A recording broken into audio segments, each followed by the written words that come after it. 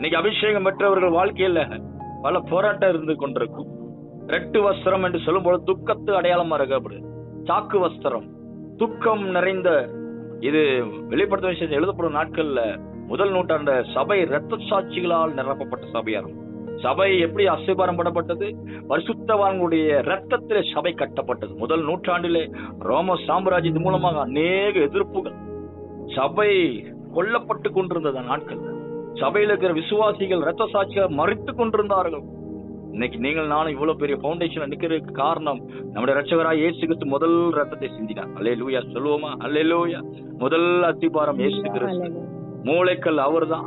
அவர் மேல பல பரிசுத்தவான் அப்போஸ்தலர் ஆகிய பேதுரு இரத்த சாட்சியாய் மரித்தார்.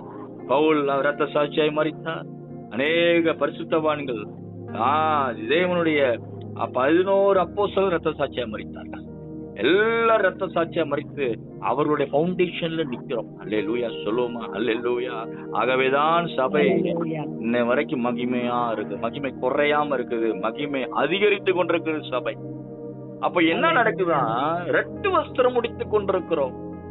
இன்னைக்கு அநேக நேரத்துல நீங்க அபிஷேகம் பெற்றவர்களா இருப்பீங்க, நல்ல ஆவியில் ஜெபிக்கிறவா இருப்பீங்க. ஆனாலும் உங்களுக்கு உள்ள ஏதோ ஒரு ரெட்டு வஸ்திரம், ஒரு துக்கம் நிறைந்திருக்கலாம்.